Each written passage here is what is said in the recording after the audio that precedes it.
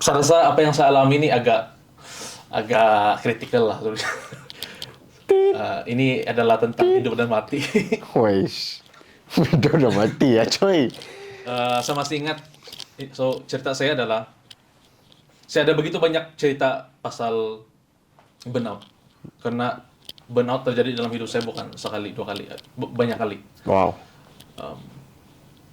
Tapi yang paling saya ingat, yang paling betul-betul memberikan kesan yang sangat dalam lah dalam hidup saya, waktu pandemik 2020, 2021 begitu. Waktu kita betul-betul totally shutdown kan,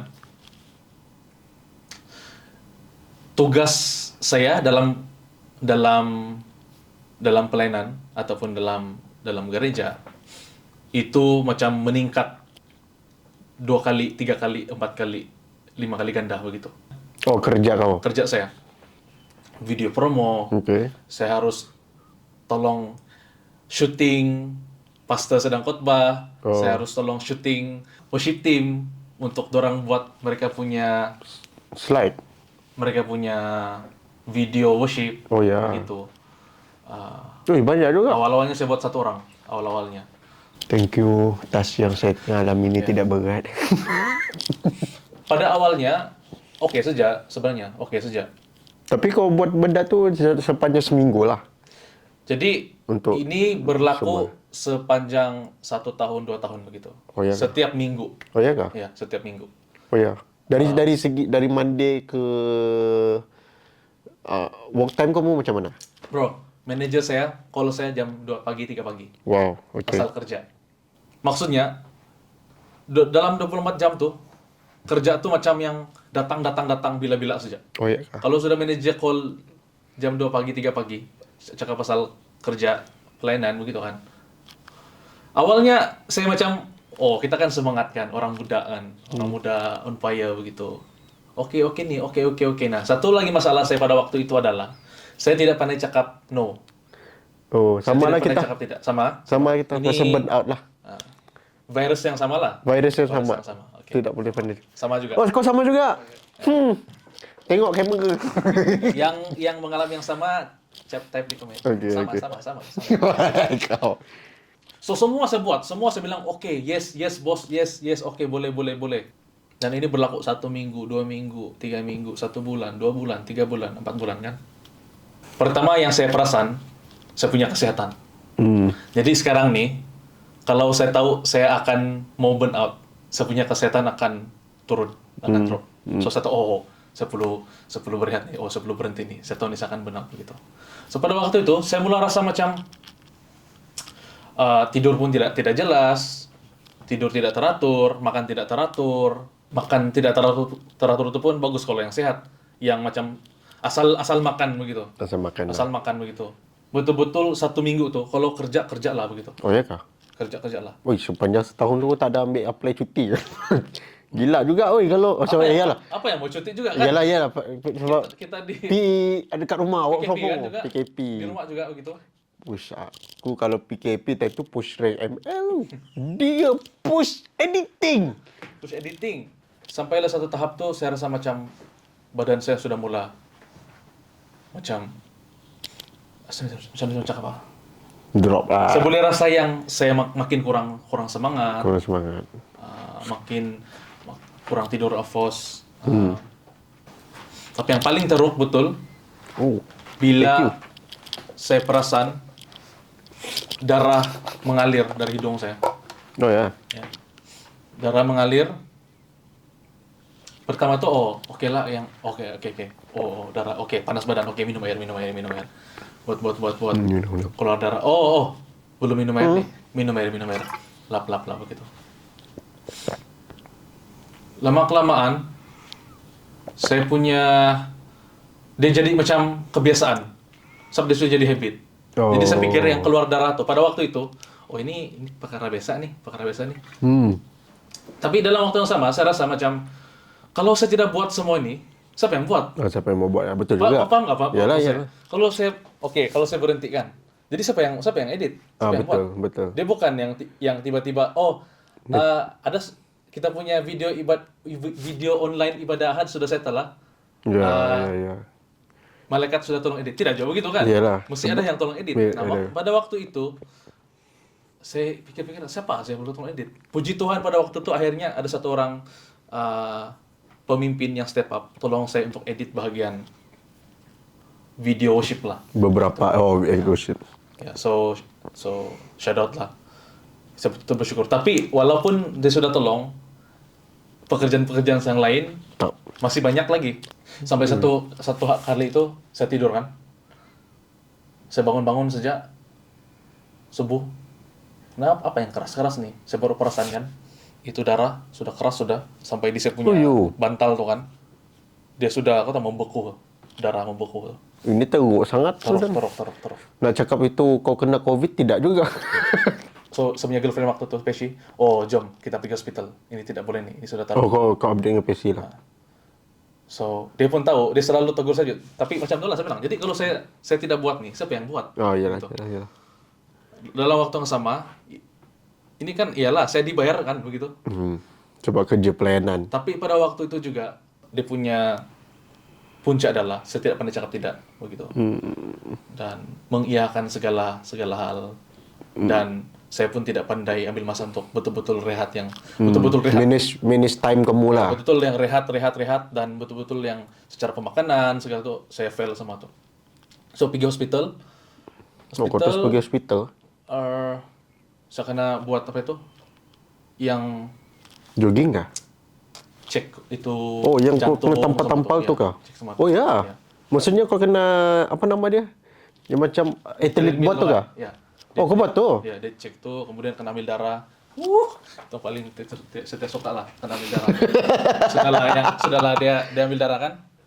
Dia ada darah sini. Aku tidak suka itu. Kalau boleh aku ban tu orang kau. Cucuk lagi, yang cucuk tuh pun bagus kalau sedap, sangat paling sakit. Terus dia tarik kan, tidak ada darah. Tidak darah nih, mana darah kau nih? Waktu dia tarik tuh kan, itu bukan. Itu paling sakit bro. Oh paling sakit betul. Itu dia dapat Pernah mengalami. Itu dapat sudah yang perlu ditarik, ada darah itu. Itu pun lagi sakit. Yang ada darah, kan. Mungkin saya terlalu over lah, ataupun saya tidak suka darah, tapi memang sangat sakit. And then semualah sudah dibuat semua. Dan dokter bilang saya punya jantung lo, jangan cakap apa, tekanan jantung lo kurang. Jangan cakap apa, tinggi lah gitu. Oh. Terus tuh yang paling teruk adalah saya punya buah pinggang, usus, hati, hati, liver, hati saya sangat berminyak. Sangat Oh. berminyak.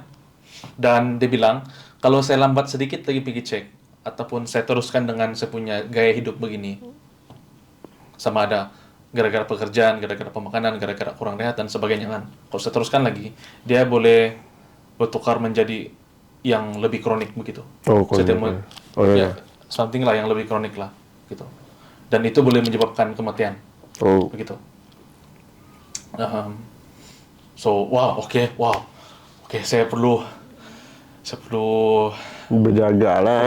Melakukan sesuatu lah begitu. Sebab ini sudah tahap serius kan. Yalah. So satu office tahu lah masa itu. Oh iyalah. Satu office tahu yang keadaan saya itu. Oke. Sampai satu masa tuh saya betul-betul tidak dapat buat apa sudah. Saya betul-betul yang betul tidur. Yang sampai ada pemimpin sampai pastor pun datang pergi rumah hantar makanan begitu bah, sampai tahap begitu. Oh. Hantar obat begitu. Wow. Masa itu pun betul-betul sangat-sangat teruk sampai si PC sendiri yang masak untuk saya. Dia masak, dihantar Grab yang hantar begitu. Iya. Waktu ini sudah kira viral kan di office. Dan satu pastor jumpa dengan saya. Dia jumpa dengan saya, dia jawab begini, Max, jangan mati untuk gereja, dia bilang. Jangan mati untuk gereja. Tuhan mati untuk kamu. Tapi kau jangan mati untuk gereja, dia bilang. Wow. Dan saya pikir-pikir, saya reflect balik kan. Ternyata kan, sebenarnya ada banyak hal yang sebenarnya Tuhan tidak suruh pun. Tuhan tidak suruh, tapi saya yang allow dia. Saya yang pergi buat. Nah. Saya klik balik, oh ya kan Tuhan, saya tidak suruh kau buat yang ini, saya tidak suruh kau buat ini. Itu pilihan saya sendiri. Dan orang bayangkan, saya sudah cakap tadi, saya begitu sibuk semua tadi kan, sibuk untuk kiranya sibuk untuk apa? Untuk pelayanan, untuk gereja. Dalam kata lain, oh ini saya buat untuk Tuhan, gitu kan. Tuhan bilang, saya tidak suruh kau buat semua ini. Yang saya mau kau buat adalah berehat di dalam hadirat saya. Itu yang Tuhan cakap. Saya mau kau berehat dalam hadirat saya. Karena bila kau berehat dalam hadirat saya, masa itu saya boleh kasih recharge kamu balik. Masalah dia, kau buat semua ini ikut kau punya kekuatan kamu. Kau pikir, oh kau lah Superman, kau boleh buat semua gitu. Tapi sebenarnya itu yang membuatkan saya benar. Karena saya pikir saya boleh buat semua. Ya, memang kita ada tugas kita, memang kita ada tanggung jawab kita dalam pelayanan, begitu. Tapi jangan sampai kita lupa yang Tuhan juga suruh kita berehat. Tuhan juga suruh, Tuhan pun tidur, Bah. Ingat ya, Tuhan pun ambil masa tidur. Ingat yang di kapal tuh, masa yang dorang seberang Tuhan. Tuhan tidur, Bah. Maksudnya kan, Tuhan Yesus, dia memang sibuk pelayanan sini sana. Dia sibuk menyembuhkan orang sakit, membuat mukjizat sebagainya. Tapi Tuhan Yesus pun ambil masa rehat. Dia pun tidur. Alkitab bilang, Tuhan Yesus tidur gitu, di kapal tuh. Maksudnya dia ambil masa itu untuk rehat, dia recharge balik. Gitu. So, ternyata kan, Tuhan lebih mementingkan hati kita daripada prestasi kita. Gitu. Saya rasa kan kalau saya tidak diselamatkan waktu itu, pertama saya percaya saya diselamatkan oleh Tuhan, of course. Tapi saya rasa waktu itu saya diselamatkan oleh community waktu itu. Ada juga yang betul-betul genuine care pasal kau. Yang betul-betul yang membuat tanya kabar, betul-betul call saya all the time, personal call, Max kau kaya, Max kamu mau obat ya, Max apa yang kami boleh bantu begitu. So ternyata dalam pelayanan ini kita tidak boleh bergerak satu orang, kita tidak boleh pikir kita boleh buat semua begitu. Dalam alasan saya buat untuk Tuhan, tapi Tuhan mau kita berada di dalam community yang benar untuk saling menolong lah, mengangkat beban sama-sama lah. Even waktu Tuhan Yesus naik pergi atas kayu salib kan, ingat kah? Dia tidak angkat itu salib satu orang, ada orang yang tolong dia. Gitu. So this is my story lah. Betapa teruk sengsaranya. Dia punya, dan kesan itu kan berbulan-bulan sampai bertahun juga. Baru saya slow untuk yang keluar daripada trauma itu lah. Trauma itu. So sekarang bagaimana lah? Saya boleh cakap sekarang mengawal dalam bidang pekerjaan kamu? Sekarang saya sudah belajar untuk bercakap tidak. Puji Tuhan. Saya bercakap tidak dengan karena sekarang ini saya belajar untuk memprioritikan. Mana yang major? Dalam pelayanan semua penting. Semua penting. Tidak ada yang tidak penting. Tapi tanggung jawab saya untuk membuat keputusan, membuat pilihan. Yang ini penting, tapi saya rasa ini si Anu boleh buat. Yang ini penting, tapi saya rasa ini macam saya boleh kasih delegate dengan orang lain, begitu. Ini saya rasa tidak semestinya saya yang buat. Ini ada orang lain yang boleh buat, begitu. Jadi saya mula belajar begitulah. Jadi apa yang betul-betul priority itu yang saya buat. So saya puji Tuhan lah, sekarang saya boleh cakap tidak. Tapi yang lebih penting saya rasa boleh set priority lah, begitu.